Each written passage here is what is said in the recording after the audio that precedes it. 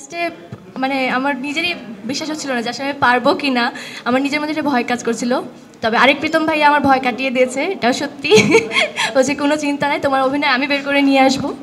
আর তিশা আপু তো সুইটেস্ট, আমি আসলে মানে বলে বোঝাতে পারবো না। আমি পুরো টিমের সাথে কাজ করে এতটা ভালো লেগেছে, এটা ভাষায় প্রকাশ করা সম্ভব না। আমি নতুন, ওরা আমাকে নতুন ফিল করতে দেয়নি। বাহ, ব্রিলিয়ান্ট ব্রিলিয়ান্ট, এক্সেলেন্ট। আচ্ছা, সো আমি আমার এন্ড থেকে কিছু বলতে চাই। জি জি অবশ্যই। সিন্স পারশা হচ্ছে একজন সিঙ্গার এবং সেখান থেকে সে অ্যাক্টিং করছে। আমি আসলে পারশার ভিতরে আসলে আমি যে প্রথম যখন গান থেকে অ্যাক্টিং আসলাম, সেই ছোট্ট যে নতুন ছোট্ট যুবক ট্রাই হার্ড যুবকটাকে আমি দেখতে পারলাম। আমি আসলে সেম স্পিরিট ওর ভিতরে পেলাম।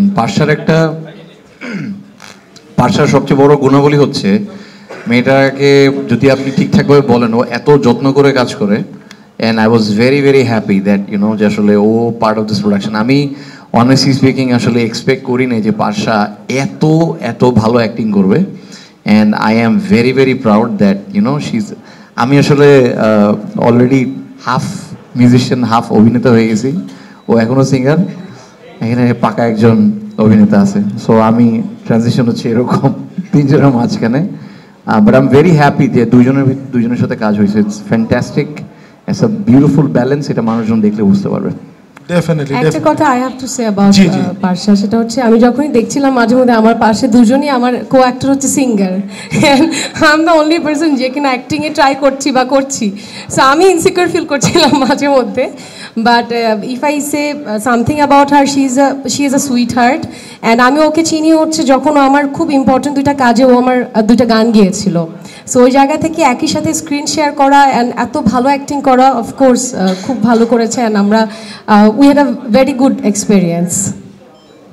ব্রিলিয়ান্ট। আমি আবার প্রীতম ভাই, লেটস আরেক প্রীতম ভাই লেটস আমরা শুটিং এ যেটা করছি সেটাই হচ্ছে ওখানে হচ্ছে একটা হচ্ছে পিএইচ আর একটা হচ্ছে জেপি। জেপি হচ্ছে জাহিদ প্রীতম, ওকে সো জেপির কাছে that's brilliant, that's really brilliant. So that's why it's pH. So JP, আপনার কাছে প্রশ্ন হচ্ছে যে আমরা আপনার যে কাজগুলো দেখি সেগুলোর মধ্যে কিন্তু আমরা সবসময় একটা দেখি যে ইটস মানে কোথায় যেন সরল রেখায় যেতে যেতে কোথায় যেন একটা গিট্টু দিয়ে আবার সরল রেখা যায়। অর্থাৎ there is this mystery, always একটা mystery, there is this supernatural aspect, and then আবার কোথায় যেন খুব সহজ একটা ব্যাপার। সো এখানেও কি একই ঘটনা ঘটছে without giving any spoiler of course? এটা কষ্ট আমি জানি, কিছু না বলেও বলা আর কি। It's like proposing someone. আসলে রাইট ওয়ে টু এক্সপ্লেইন হচ্ছে ভাই, পিছনে যে লাইনটা আছে না, এই যে বলে না সরল রেখা যেতে, সরল রেখা নাকি রেখা না, নাকি বাউন্স নাকি পালস বলে দিতে হবে। তো আমি সবসময় একটা কথা বলি যে আমি দেখতে সহজ বাট আমি সরল না।